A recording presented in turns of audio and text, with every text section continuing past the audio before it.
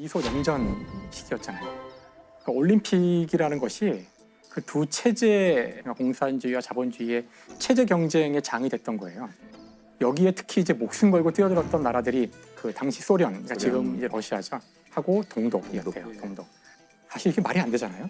운동 경기에서 이긴다고 어느 체제가 더 우월할 리가 없는데 88 올림픽, 서울 올림픽 때 동독이 몇 위였는지 아세요? 국가 순위? 거의 2, 3위 아닌가요? 2위죠, 2위. 2위 맞아요.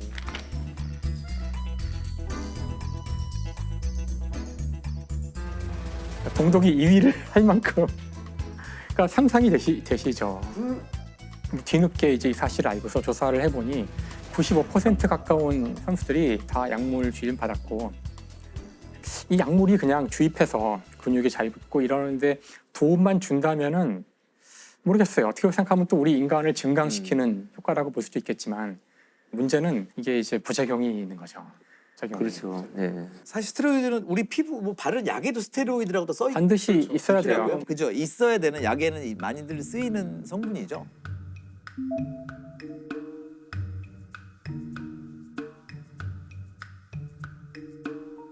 근데 아나볼릭 스테로이드라고 해서 원래는 이제 남성 호르몬이 많이 나와서 근육을 만드는 데 도움을 주는 것인데, 이걸 이제 장기 복용하게 되면 남성 호르몬 같은 게 인위적으로 주입된 거기 때문에 남성 같은 경우는 이게 결국은 자신이 스스로 만드는 호르몬은 안 나오게 돼요.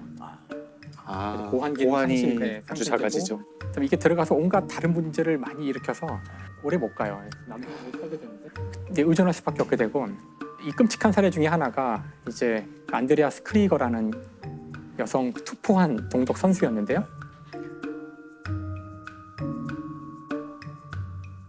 그때가 20살이었는데 이제 약을 자꾸 투입받다 보니 남성화돼 가는 거예요. 남성화. 자꾸 이제 수염도 막 나고 몸에서 막 목소리도 굵어지고, 그래서 이제 도저히 더 이상 경기를 할 수가 없는 거예요. 4년이 지나자 24살인데 그 나이에 은퇴를 하게 돼요. 근데 그걸로 끝나는 것이 아니라 결국은 이제 성전환 수술을 해서 남성으로 살게 되는데, 원래 이름은 안드레아스가 아니라, 안드레아스는 남자 이름이거든요. 원래 하이디예요. 하이디 크리거였는데 나중에 엄청난 후유증에 시달리게 돼요.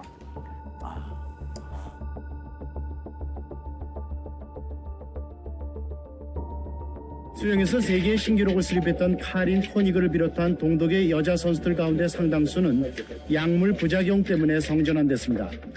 주로 수영과 육상 선수들에게 이 같은 약물을 모두 142명에게 약물을 투여한 것으로 검찰 조사 결과 드러나. 그래서 사실 그 이후로는 올림픽에서 이걸 절대 금지 이제 해서, 그래서 여러분 잘 아시지만 경기 끝나자마자 바로 가서 소변 검사를 다 받아야 돼요. 지금 무조건. 예를 들면 그렇게 걸리는 분들 많다면서요. 그냥 한약 같은 거 잘못 먹고 도핑 테스트에 걸려가지고 그렇죠. 자기도 모르는 사이에 그럴 수도 있죠. 성분이 있어서 메달이 박탈되거나 선수를 못하게 되는 경우도 있었다. 그와 관련된 일도 있었는데, 어쨌든 그때 이제 88 서울 올림픽이 열리게 되고요. 그 올림픽에서 가장 충격적인 사건 중에 하나가 벤 존슨이냐 칼로이스와 사실 올림픽의 꽃이라고 할 수 있는 마라톤과 100m 육상이잖아요. 100m 육상에서 당시 최고의 핫 이슈는 칼루이스가 이제 그전 올림픽에서 1등을 금메달을 했었고 이제 2연패를 할 수 있느냐. 근데 벤 존슨은 새롭게 나타난 스타인데, 캐나다. 그렇죠, 세계 신기록을 보유한 사람이에요. 뜨는 이제 새로운 별과 그 오래된 스타와 누가 이길 것인지 전 세계가 이목을 집중시키고 있었고, 차려.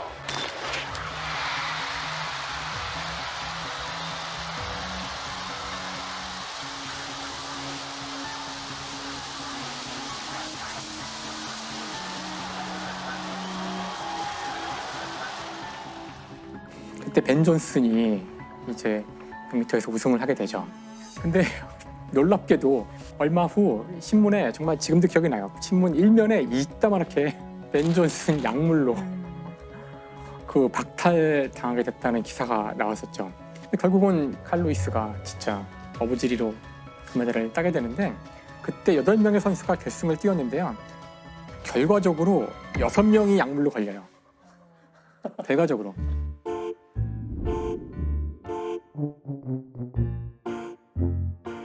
다 만연해 있었다는 거네. 정말 이건 너무하는 거죠. 그래서 사실 칼 루이스도 세계 약물에서 양성이 나왔어요. 나왔는데 이 경우는 이제 가서 설명을 했대요. 뭐 이런 이유 때문에 뭘 먹었는데 그것 때문에, 그래서 막 회의를 해가지고 그래 이건 아닌 것 같다 해서 넘겨준 거고요. 그러니까 얼마나 당시에 약물이 만연돼 있었다는 거죠. 이런 일을 겪고 나니까 이제는 도핑 테스트가 상당한 수준에 올랐고 이제는 못하는 걸로 널리 인식이 되었지만 이제 우리 모두 알고 있듯이 러시아에서 사실 그 뒤에서 지속적으로 정부 주도 육상 연맹이 거기에 다 가담을 하여 아주 조직적으로 이제 이걸 해왔다는 증거들이 있었고 그래서 대규모로 이제 잡히게 돼요. 세계 반도핑 기구 와다의 보고서는 충격적이었습니다. 러시아 정부가 최근 5년간 열린 국제 대회에서 소변 샘플을 바꿔치기 하는 수법을 사용해 전 종목 선수들의 도핑을 조직적으로 은폐하고 지원했다고 발표했습니다. 그래서 이거 어떻게 이걸 하냐면은 정부에서 아예 그 연맹에서 다 만들어서 준대요. 그 약물이 들어있는 귀족 부인의 칵테일이라고 하는데 그거를 약물이라고 말을 안 하지만 다 알고 있는 거예요. 주면은 그럼 이제 당연히 경기가 끝난 다음에 도핑 테스트를 하면 양성이 나오겠죠. 그러니까 그럴 걸 대비해서 미리 평소에 그 소변을 받아서 그걸 냉동시켜서 보관한대요. 이제 도핑 테스트를 위해서 소변을 채취해서 이제 테스트를 하려면 어딘가 모아놓잖아요. 이제 정부 요원이 침투를 해서 바꿔치는 식으로 해서 버텨온 거예요. 야, 정말 진짜 어이가 없어가지고 결국은 이게 이제 밝혀지죠. 밝혀져가지고 IOC에서 이거를 아주 강력하게 제재를 해야 하는데 맞아요. 참가를 못하게 하는 건 아니고 그래서 막 나라 이름 못 쓰고 뭐 이런 거 있지 않았나요? 그렇죠. 국기도 못 쓰고. 나라 이름을 쓰지 못하게 그리고 깃발도 러시아 깃발을 들지 못하고 다음에 금메달을 따더라도 그 보통 금메달을 따면은 시상대에 서 있고 국기가 올라가고 국가를 연주하는데 그것도 못하고요. 얼마 전에 있었던 동경 도쿄 올림픽에서 마찬가지였잖아요. 그때도 러시아 깃발을 들지 못했지만 참여를 하게 됐는데 이게 과연 충분한 제재인지 잘 모르겠고요. 맞습니다. 러시아 이름을 걸고 가지 못한다. 뭐 이 정도로 그냥 끝난 거죠. 너무 말도 안 되는데 그거는. 선수들의 조금 생각을 많이 존중해 준 것도 있는 것 같아요. 올림픽만 바라보고 사는 선수들 때문에. 모르겠어요. 올림픽뿐만 아니라 운동 경기 도대체 우리는 왜 운동 경기를 보는가? 왜 이렇게 열광할까? 기록이 뭐 9초, 뭐 9.5초 그런 숫자가 더 작아지는 것을 보려고 보는가? 그게 아니지 않을까요? 우리가 그 숫자에 열광하는 이유는 그 숫자를 얻기 위해서 이 선수가 들였을 눈에 보이지 않는 노력과 인내와 그 인간의 어떤 그 인간성, 인간의 어떤 그 아름다움에서 우리가 어떤 희열을 느끼기 때문에 경기를 보고 열광하는 것이지 그 숫자를 보고 금메달을 보고 열광하는 것이 아닌데 맞아요. 그러니까 저는 이걸 보면서 이게 올림픽 경기에 대한 이야기이긴 하지만 우리나라에서도 수많은 것들이 이렇게 숫자들로 평가가 될 때가 많잖아요. 우리는 오로지 1등, 뭐 어떤 100점, 만점 뭐 이런 것만 추구할 때 결국 똑같은 문제가 생길 여지가 있지 않을까 이제 그런 생각을 해보게 되는 것 같아요. 지금 약물 얘기 계속 하다 보니까 우리가 보면 좀 우리의 여러 가지를 치유하기도 하고 좀 나은 컨디션 이런 걸 위해서 약물 참 많이 쓰잖아요. 네. 예. 다 뭐 이렇게 잘 쓰면 약, 못 쓰면 독, 독 잘못 쓰면 중독 뭐 이렇게 되는 거 그런 있어요. 물질들이 꽤 많아요. 네. 예. 저도 오늘 그래가지고 그런 뭐 스테로이드는 아니지만 우리한테 또 되게 최근에 익숙해진 어떤 약물 얘기를 하려는데요. 프로포폴입니다. 아 프로포폴. 네, 지금도 많이 쓰죠. 우리 수면 뭐 마취. 내시계, 예, 수면 마취제고. 프로포폴은 화학식이 어떻게 되나요? 아니 왜? 정해주세요. 말하면 정해주세요. 즉시 나오네. 즉시 나와. 아니, 프로폴은 저는 성분이 뭔지도 모르거든요. 프로포폴. 프로포폴은 이거 저희 많이 봤던 모양 이거 기억나시죠? 벌집이죠? OH. 이거 좀 복잡하네요. 네, 이게 프로포폴이에요. 꼭 눈사람 같이 생겼죠? 이렇게 귀엽게 생겼네요. 예. 자, 프로포폴 이걸 맞으면 어떤 일이 벌어지나요? 수면 마취니까 이제 의식을 잃고 마취. 수면 내시경 같은 거 할 때 쓰는 건데 이게 물에 안 녹는다면서요. 그래서 뭐 콩기름에 녹인다고 합니다. 콩기름에 녹여서 그 액체가 이제 하얗게 보이기 때문에 우유주사다 얘기를 하고 사실 그 전에도 수면 마취제가 있었죠. 지금도 네. 또 다른 수면 마취제가 있는데 근데 환자의 입장에서는 다른 기존 마취제는 하고 나면은 깰 때 머리가 아프다든가 네. 구역질이 네, 난다든가 이런 게 있었는데 이 프로포폴은 그런 게 없었다고 해요. 그래서 2000년대부터 병원에서 뭐 연예인이라든가 혹은 유흥업소 종사자 같은 분들이 잠을 못 잤는데 이 주사를 맞으면 굉장히 피로가 풀리더라. 이런 식으로 이제 뭐 성형외과라든가 피부과 같은 데서 아름아름 퍼지기 시작해요. 그 신체적 중독성은 강하지 않은데 이런 의존성, 정신적 의존성이 강해져서 매일 맞거나 뭐 이런 분들이 생기기 시작합니다. 그래서 제가 말씀드리려는 사건도 또 이 근처에서 일어났어요. 거제랑 통영 왔다 갔다 하면서 일어난 사건을 말씀드리려고 그래요. 일단은 이제 50대 의사 한 분이 가해자 범인이고 이분이 2017년에 거제 병원을 열어요. 거제가 좀 이제 대형 조선소들이 있고 하니까 부자 도시로 유명했는데 2010년대 전반까지. 근데 이분이 병원을 열었을 때는 2017년에는 조선업이 이미 불황이고 그래서 거제 경기도 굉장히 꺼져 있었어요. 그래서 이분은 병원을 열었지만 뭐 돈을 벌기는커녕 2달 만에 빚이 6억 원이 됐다고 해요. 그때부터 이분한테 어떤 안 좋지만 짭짤한 수입이 생겨요. 뭐냐? 주변의 유흥업소 종사자들이 와서 이 우유 주사를 맞고 가는 거죠.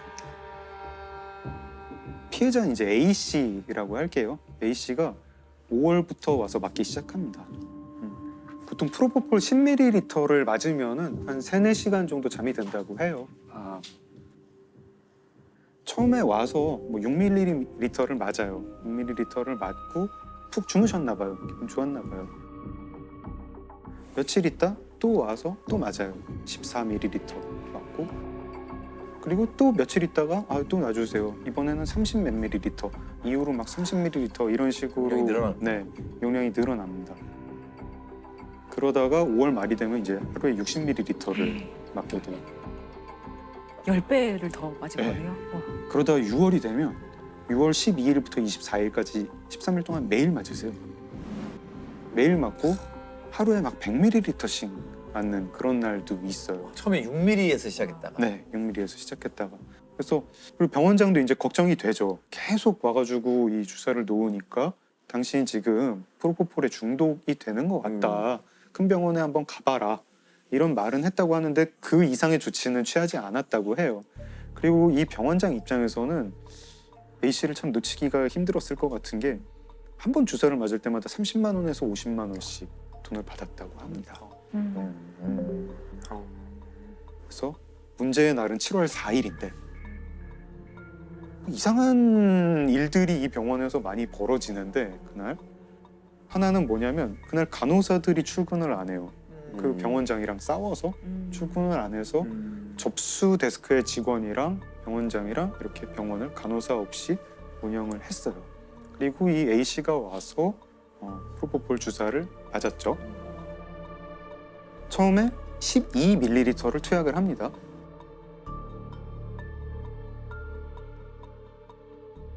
근데 A 씨가 금방 깨요. 깨서 또 놔달라. 또 놓습니다. 마약류 의약품으로 분류된 수면 마취제 프로포폴 12cc를 링거에 주입하더니 6cc씩 2차례 더 투약합니다. 한 번에 5cc 이내 투약되는 게 일반적이지만 5배 가까이 더 주입된 겁니다.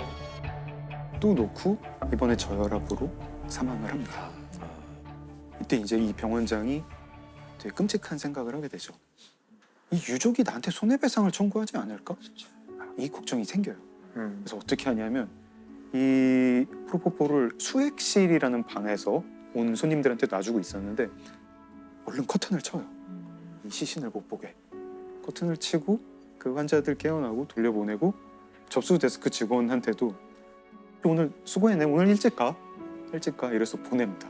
그래서 시신과 자기만 병원에 남게 된 다음 차를 빌려요. 렌트카를 빌리고 밤이 되길 기다려서 지하 주차장에 내려가서 시신을 옮기고 새벽 2시 반에 차를 몰고 나가요.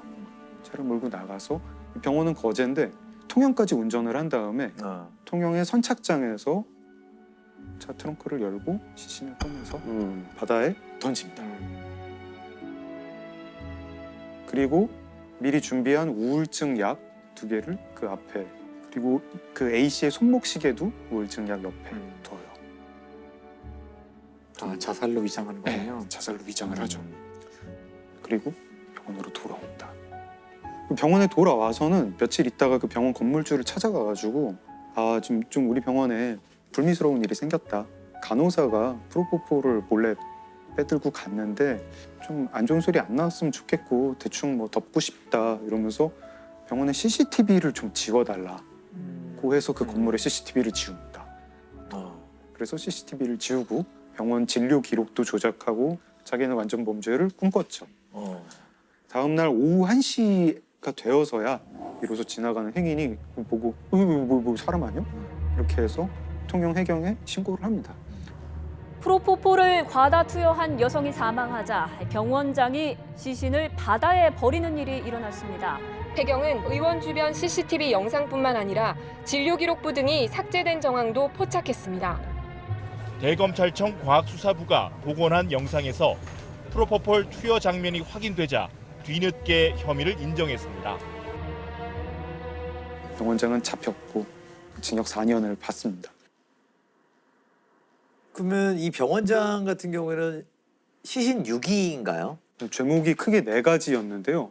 마약류관리법 위반, 사체 유기, 업무상 과실치사, 그리고 의료법 위반이었습니다. 마약류관리 위반은 그 뭐 향정신성 약품인데 관리 대장을 제대로 작성하지 않았다. 의료법 위반은 이 진료 기록을 위조했다. 그리고 또 이제 병원에서 변사가 있으면 신고를 해야 되는데 하지 않았다. 근데 여기에 이제 좀 으스스한 에필로그가 하나 있는데 간호조무사도 한번 잡혀요. 이 병원 간호조무사. 왜요? 그날 저녁에 병원장은 시신을 어떻게 처리해야 할까 고민하고 있을 때 간호조무사가 그 병원에 와서 프로포폴을 훔쳐가요. 프로포폴 투여 환자 시신 유기로 문제가 되고 있는 의원의 간호조무사도 자신에게 프로포폴을 불법 투여한 것으로 드러났습니다. 최근까지 해당 의원에서 일했던 A씨는 지난 5일 일하던 의원에서 약품을 몰래 가져왔다며 혐의를 인정한 것으로 전해졌습니다. 이상한 무슨 블랙 코미디 영화 같죠? 괴담 같은 이 사건과 무관하게 네, 이 사건과 자기도 병원장과 맞으려고. 무관하게. 근데 이런 사고가 되게 똑같은 게 또 있더라고요. 2019년에는 여자친구한테 프로포폴을 투약했다가 그 여자친구가 사망하게 한 그런 성형외과 의사가 붙잡혔는데요. 이유가 그 여자친구가 불면증에 시달렸기 때문이다 이렇게 얘기를 합니다.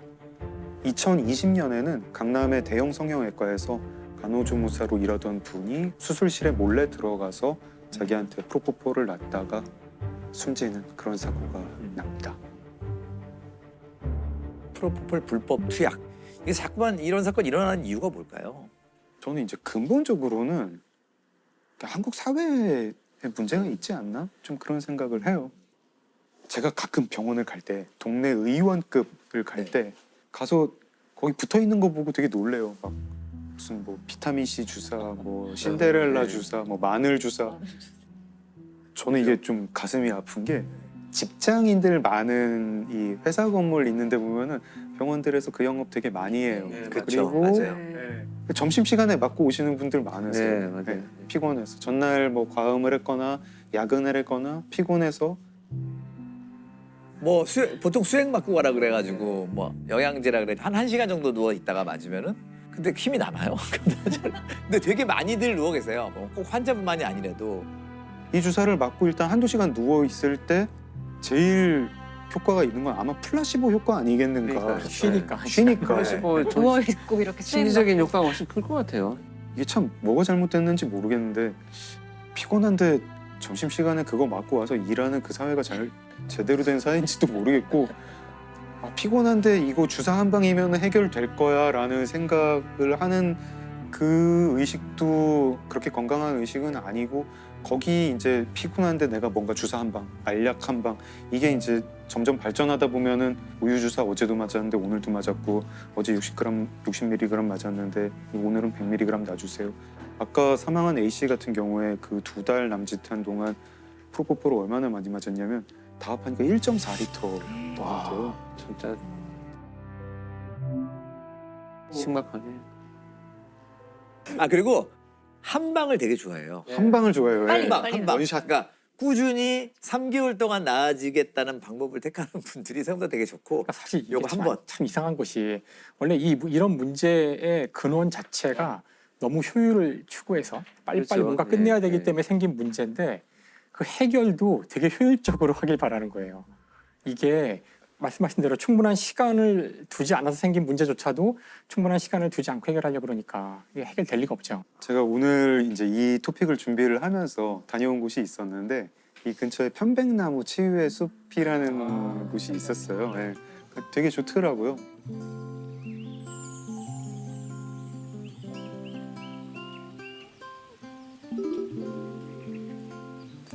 맨날 아파트 숲 한가운데서 살다가 이런 데 와가지고 나무 있는 거 보고 그러니까 진짜 마음이 되게 편안해지네요. 사람이 좀 이렇게 멍하니 있는 시간이 필요하대요. 뇌가 계속 끊임없이 뭔가 생각을 하는 게 되게 피곤해서 이렇게 멍하니 있을 때 내가 쉰다고 하더라고요. 그 편백나무 치유의 숲을 갈 때 약간 좀 얕잡아 보고 갔어요. 좀 웃기는 거 아닌가. 네. 요즘 뭐 힐링 열풍이니까 이런 거 좀 반신반의하면서 갔는데 되게 생각을 많이 하게 되더라고요. 일단 내가 나를 위한다는 게 뭔지 잘 모르니까 나를 어떻게 위해야 되지? 이런 생각을 하는데 나를 위한다는 게 별게 아니더라고요. 내 감각을 되게 신경 쓰는 게 나를 위하는 거더라고요. 평소에 신경 안 썼던 감각. 그래서 제가 한 2시간 정도를 저한테 되게 제 감각에 집중을 하니까 되게 호강을 한 기분이 드는 거예요. 그리고 이런 걸 느꼈어요. 사실 그 편백나무 치유의 숲을 가려면은 제가 좀 기운이 남아 있어야 되거든요. 가는데 기운이 들고 뭐 이 한 바퀴 돌아야 되고 막 냄새 맡고 차 마시고 이것도 좀 기운이 있어야 돼요. 근데 보통 기운이 조금이라도 있으면 일을 하다가 방전이 돼가지고 쓰러지기 때문에 뭘 내가 기운을 차리기 위해서 힐링을 하기 위해서 약간 마중물처럼 어떤 에너지가 필요한데 그게 안 남은 상태까지 밀어붙이죠. 밀어붙이고 나서 오늘 죽겠다 이러다 그러면은 병원 가서 수액 맞고 와. 이런 게 네. 지금 한국사의 그러니까요. 풍경 아닌가. 네. 약은 어떻게 보면 그냥 회피일 뿐이라고 그러니까요. 생각합니다. 사건의 진실이 밝혀지지 않게 되는 경우들이 나오는 새로운 종류의 그 유형의 범죄가 있어 큰 문제가 되고 있는데요. 오늘 이제 강간 약물에 대한 이야기를 하려고 그래요. 사실 약물을 이용한 강간은 전에도 있어 왔던 일인데 최근에 이 문제가 이제 크게 이슈화된 것이 버닝썬 사건 때문이죠. 클럽 버닝썬에서 남성이 준 술을 마신 뒤 정신을 잃고 끔찍한 일을 당했다는 여성들의 증언이 이어지고 있는데요. 제가 죽겠구나라고 생각을 했거든요. 그때부터 엄청 소리 지르고 울고. 클럽에 연관된 또 다른 의혹을 보도하려고 물뽕에 당했다는 피해 호소는 점점 늘어나고 있습니다. 버닝썬 사건은 여기서 너무나 많은 일들이 결부되어 있지만 그 사건을 통해서 이제 우리가 새롭게 알게 된 사실이 약물에 의한 강간 사건이 전과 약간 상황이 바뀌었다는 걸 알게 된 거예요. 거의 증거가 남지 않는 그런 강간 약물이 있는 거죠. 흔히 이제 그걸 저희가 물뽕이라고 흔히 부르고요. 이제 정확하게는 이제 GHB라고 하는데요. 네. GHB라는 약물이 있는데 이 약물 같은 경우는 이제 묻히고 정신을 잃고 기억을 상실하게 하는 그런 향정신성. 네네. 그렇죠. 물뽕이라고 하는 이유가 이걸 액체에 넣어서 먹게 된다고 하더라고요. 그래서 이제 물을 넣은 이제 시럽뽕, 보통 이제 술이나 이런 데 타서 이제 마시게 되는 거죠. 그래서 제가 이제 오늘 또 마지막에 가까운 또 오랜만에 봅니다. 또. 그래서 오랜만에 뭐 이게 이제 바로 GHB. 그래도 탄소, 까만 건 탄소죠? 이제는 아시는군요. 이제는 서당계 3년이면 그러니까요.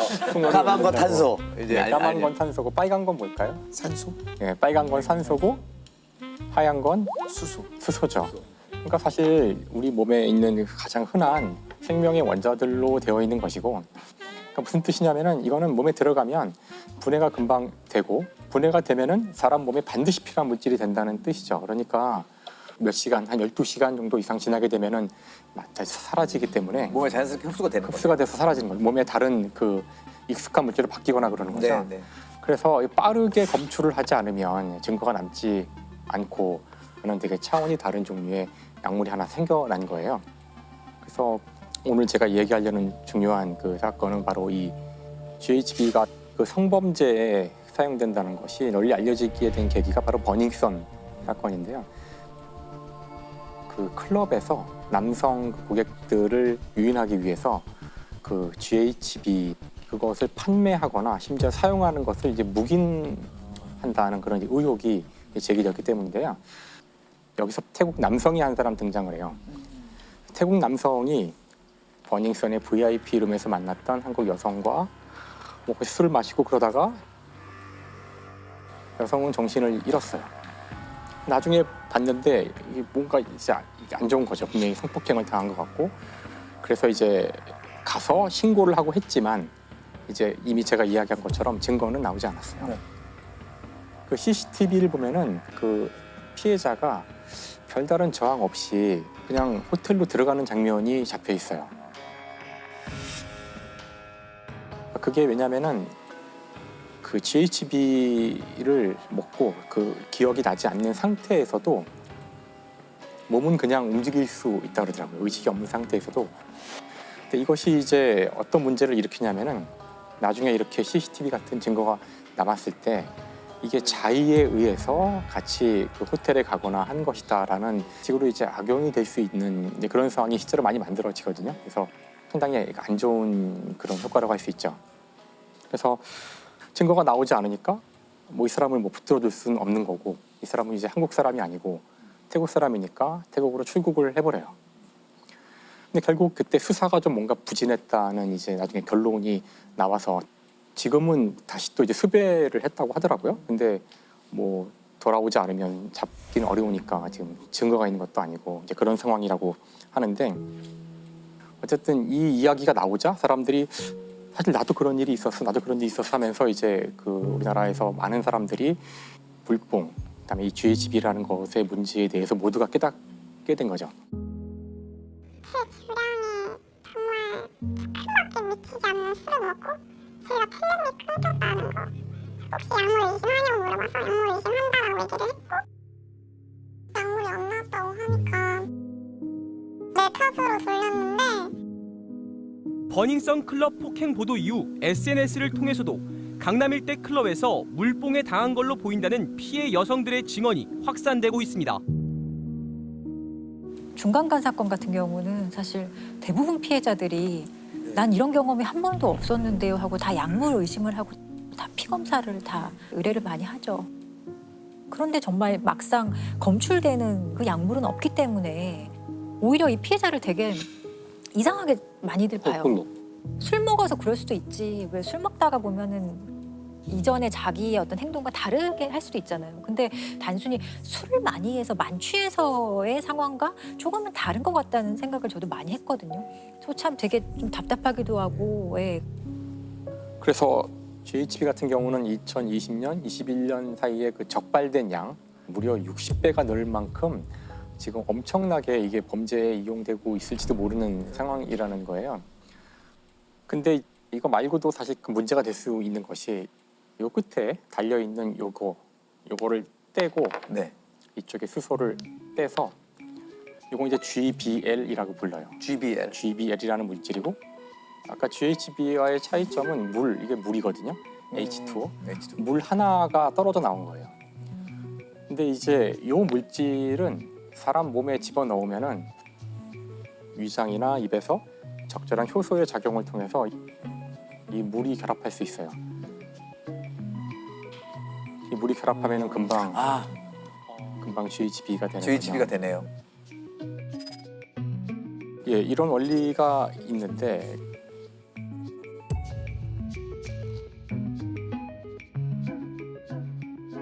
참 안타까운 일이지만 이걸 이용해서 범죄를 저지른 약사가 있어요. 약사니까 이제 이걸 아는군요. 알고 있었던 것이죠. 그래서 30대 중반의 약사였던 A 씨가 약사나 이런 의사 이런 사람들로 주로 상대하는 그런 데이팅 웹 같은 게 있다 그러는데, 근데 거기서 이 약사 A가 어떤 여성 B를 만나서 이제 요 약물을 이용한 강간 사건을 벌이는 거죠. 이른바 물뽕으로 불리는 마약류 GBL을 이용해 여성들을 성폭행하려 한 약사가 기소됐습니다. A씨는 소개팅 애플리케이션 등을 통해 만난 여성 6명을 상대로 물뽕의 원료인 GBL을 술에 타 먹인 뒤 성폭행하는 등의 수법으로 성범죄를 저지른 혐의를 받고 있습니다.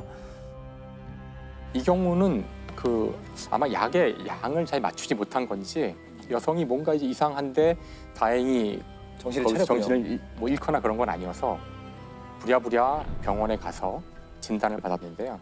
그때 이제 바로 갔기 때문에 GHB를 검출할 수가 있었고, 사실 이것이 현재 알려진 단 한 건의 물뽕을 이용해서 그 강간 시도를 했던 그 사건이에요, 유일하게. 그러니까 다른 것들은 다 의심은 되지만 한 번도 증거가 나온 적이 없어요. 그래서 검찰은 이제 수사를 한 끝에 약사 A 씨에게서 그 GBL을 1리터를 구매했다는 기록을 찾게 돼요. 1리터면은 이게 2,000명 정도를 피해를 일으킬 수 있는 그런 분량이라고 하더라고요. 그래서 이 케이스가 이제 GBL이 검출된 첫 번째 케이스였지만 당시에는 그 GBL이 마약으로 또는 약물로 지정이 되어 있지 않았기 때문에 이것만 가지고는 뭐 어떻게 할 수 있는 게 없었고요. 하지만 이제 졸피뎀을 가지고 있었거든요. 그래서 당시 졸피뎀은 향정신성 의약품이었기 때문에 이제 이것 때문에 문제가 돼서 기소되는 데 도움이 되죠. A 씨 같은 경우는 징역 4년을 이제 선고받았고요. 그리고 5년 동안 아동 및 청소년 관련 기관에 취업할 수 없도록 이제 선고가 내려졌거든요. 근데 이게 지금 문제가 아까 얘기한 그 GHB는 그래도 마약으로 이미 지정이 돼 있고요. 이건 이제 소지하거나 그래도 안 되거든요. 네. 근데 문제는 이 물질은 아직 정식으로 이렇게 범죄용 약품으로는 지정이 안 돼 있다고 하더라고요. 사건 일어났을 당시에는 요 GHB의 원료가 되는 GBL은 그냥 원료인 거예요. 원료이기 때문에 이거는 소지하고 관리하고 마약류 관리에 관한 법률에 따른 어떤 제재가 전혀 없었던 거예요. 이게 좀 문제가 많았기 때문에 그 마약류 관리에 관한 법률에 보면 아주 좀 유해하거나 뭔가 오남용이 우려될 때 그럴 때 임시 마약류 지정을 하는 그런 제도가 있어요. 식품의약안전처에서 그걸 지정을 하는 건데 이제 2022년 1월이 되어서야 GBL이 그 임시 마약으로 지정이 돼요. 1년 이상의 유기징역이거든요. 그러니까 뭐 최대 30년까지 처벌받을 수 있는 거죠. 보통 뭐 약물로 인한 성범죄가 좀 더 가중 처벌이 있나요? 약물을 사용했기 때문에 더 가중 처벌한다는 규정은 우리나라에는 없어요. 예. 우리는 그래도 이제 마약에 대해서 좀 철저하게 관리를 해왔던 나라이기 때문에 이런 식의 얘기가 조금 뒤늦게 지금 나오기 시작을 한 거고 최근에 사실 되게 많이 퍼져 있다고 저도 느껴지거든요. 뭐 약물을 사용해서 결국에 의식을 잃게 만드는 게 목적이잖아요. 그렇죠. 그리고 뭔가 성범죄를 아주 용이한 상황을 만드는 거기 때문에 이것 자체가 폭행으로 보거든요. 네. 강간 상해죄나 강간 치상죄가 성립하는 경우가 있죠. 저는 칼과 총하고 무슨 차이가 있는지 모르겠어요. 더 위험할 수도 있죠. 그러니까요. 그냥 칼을 들고 있다고 해도 피할 수도 있을 거고 눈에 보일 수도 있지만 이런데 몰래 타는 약물은 사실 오히려 모를 수 있기 때문에 이런 약물을 이용한 범죄를 특정 강력범죄에 신설을 한다든지 형량을 좀 더 강화한다든지 그럴 필요성은 전 충분히 있는 것 같아요. 사실 이게 우리만의 문제가 아니라 지금 말씀하신 것처럼 이제 미국에서 2000년에 데이트 강간 약물 처벌법 통과가 됐는데요. 그게 나오게 된 그 배경도 그 바로 전해죠. 1999년에 15세 소녀가 그 약물을 주입받고 아마 범죄자는 성폭행 같은 걸 할 목적으로 약물을 투여했을 텐데 그 약물 때문에 죽어요. 사망을 해요. 근데 그때 투입했던 그 약물이 바로 이 GHB, 바로 이거였거든요. 그래서 이제 그때 법이 만들어지면서 아주 강하게 최대 20년, 그다음에 이 약물을 단순 소지하는 것만으로도 3년의 징역을 부과하는 그런 법들이 만들어지거든요.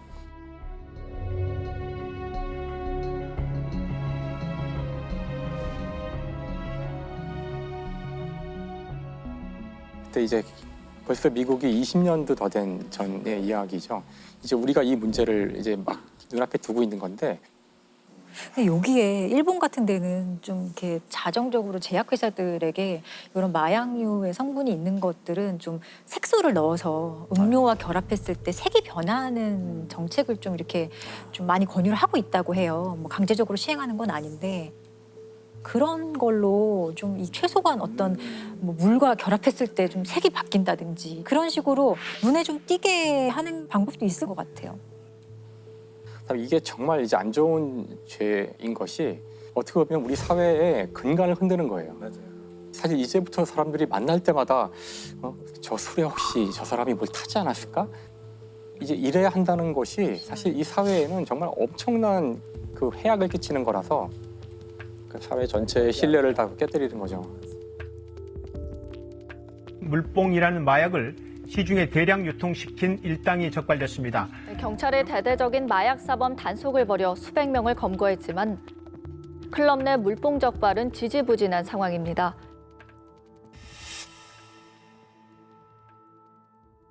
사실 이 약물을 사용해서 성폭행을 하거나 이런 성범죄를 저지르는 일은 굉장히 역사가 깊어서 아주 많은 사례들이 있었어요. 근데 이제 지금 문제가 되는 것은 그 금방 사라져서 잘 검출이 되지 않는 약물이 존재할 수 있다는 거죠. 그래서 비록 지금 당장은 뭐 검출하는데 어려움이 있다고는 하지만 언제나 그래왔듯이 아마 과학기술이 다시 발전을 할 겁니다. 그래서 모든 범죄를 반드시 잡아낼 거기 때문에 아마 오늘 이 이야기를 들으면서 많은 분들이 되게 좀 불안해하실 것도 같은데 그러니까 그럴수록 더 빨리 우리가 이에 대해서 대응을 해야 되지 않을까 그런 생각을 해봅니다.